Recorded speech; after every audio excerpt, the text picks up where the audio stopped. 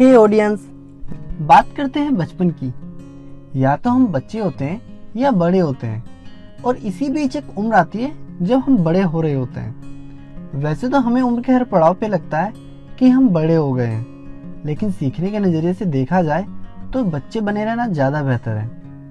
सब कहते हैं छोटे बच्चे भगवान का रूप होते हैं, पर किस उम्र तक, कितनी उम्र तक के बच्चे भगवान का रूप होते हैं? चलिए पहले इसका गणित समझते हैं।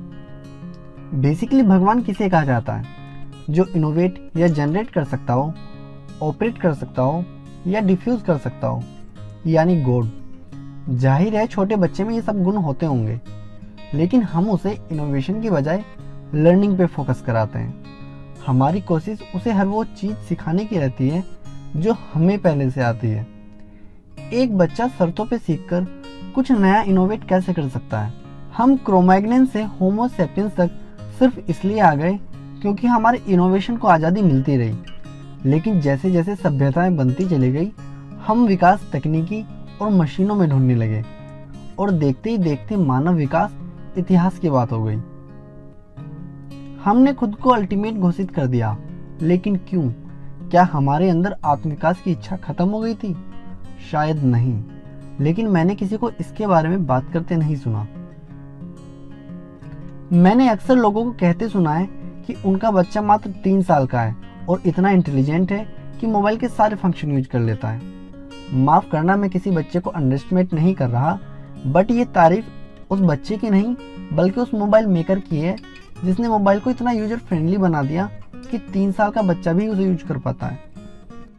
मोबाइल फोन से बच्चे के विकास पर क्या असर पड़ेगा? वेट, मैं आपको एक एग्जांपल देता हूँ। जब हम बचपन में कहानी सुनते थे कि एक नदी किनारे एक हाथी जा रहा था, तो तुरंत हमारे ब्रेन में नदी और हाथी की एक इमेज बन जाती जो कहानी के साथ साथ आगे बढ़ती, और हमारे ब्रेन का विजुअल कॉर्टेक्स एरिया एक ऑप्टिमाइजर की तरह काम करने लगता। लेकिन जब हम कोई वीडियो या एनिमेशन देखते हैं तो ब्रेन का complete frontal lobe relax mode में रहता है, जो धीरे धीरे हमारी इनोवेटिव कैपेसिटी कम करने लगता है। ये आपको भी महसूस हुआ होगा जब फेसबुक पे लिखी एक बड़ी पोस्ट को आप बिना पूरा पढ़े स्क्रॉल डाउन कर जाते हैं। मोबाइल यूज से प्रॉब्लम चाइल्ड बिहेवियर जैसी समस्याएं बढ़ती जा रही हैं, जैसे आई स्ट्रेन। स्मार्टफोन और इसी तरह के गैजेट का असर सबसे पहले बच्चों की आंखों पर दिखता है। इसे कंप्यूटर विजन सिंड्रोम भी कह सकते हैं। यदि आप अपने बच्चों की आंखों की भलाई चाहते हैं तो उन्हें एक बार में 30 मिनट से ज़्यादा स्क्रीन न देखने दें। Delayed development. आज हमारे पास जिस प्रकार की टेक्नोलॉजी है वह बच्चे की मूवमेंट को सीमित कर देती है, जिससे उसका शारीरिक विकास पिछड़ सकता है। एक्चुअली बायोलॉजी रिसर्च कहती है कि फिजिकली एक्टिविटी करते रहने से ही बच्चे फोकस करना सीखते हैं। एग्रेशन। आजकल सोशल मीडिया, टीवी, फिल्मों और गेम्स में हिंसा बहुत अधिक दिखाई जाती है, जिससे बच्चों में आक्रामकता बढ़ रही है। मीडिया में दिखाई जाने वाली हिंसा को अमेरिका में पब्लिक हेल्थ रिस्क की कैटेगरी में रखा जाता है, क्योंकि यह बच्चे के विकास को पूरी तरह बिगाड़ देती है। Digital dementia. High speed media content से बच्चे एक चीज़ पर न तो ध्यान केंद्रित कर पाते हैं और न ही तथ्यों को याद रख पाते हैं। इसका परिणाम आपको आने वाले सालों में जल्दी ही दिखने लगेगा। जब पेरेंट्स खुद अपने मोबाइल में खोए रहते हों तो वे अपने बच्चों से भावनात्मक आधार पर दूर होने लगते हैं। बेहतर विकास के लिए यह जरूरी है कि पेरेंट्स बच्चों के लिए टाइम निकालें। जब हमारे बच्चे नेचुरल दुनिया को छोड़कर वर्चुअल दुनिया को मोबाइल स्क्रीन पर देखते हैं तो इसके दोषी बच्चे नहीं हैं, क्योंकि उनको ऐसा माहौल दिया गया है जो संवेदनशीलता के लिए बड़ा खतरा है।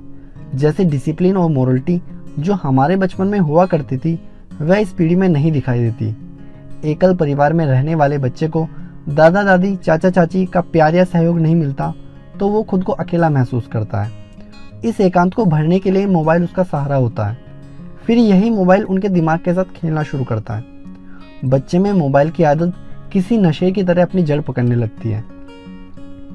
बावजूद इसके बड़ी संख्या में पेरेंट्स बच्चे को मोबाइल का उपयोग करने दे रहे हैं, क्योंकि उनको लगता है कि स्मार्टफोन के यूज से बच्चे स्मार्ट बन रहे हैं। 1994 के बाद जन्म लेने वाले तकरीबन 30 लाख बच्चे इसका शिकार ऑलरेडी हो चुके हैं। बच्चों का ख्याल रखिए। सबसे पहले आप खुद भी दिन भर स्मार्टफोन से चिपके रहने की आदत को बदलें। घर पर ज़्यादातर समय अपनी फैमिली को दें, न कि मोबाइल को। घर पर बच्चों से उनकी पसंद नापसंद के बारे में बात करें। याद रखें, सब कुछ अच्छे के लिए हो या ना हो, बच्चों के लिए ज़रूर होता है। अगर आपको वीडियो पसंद आया हो या कोई आपत्ति हो, कमेंट सेक्शन में ज़रूर बताएं। आपकी प्रतिक्रिया हमारे लिए महत्वपूर्ण है।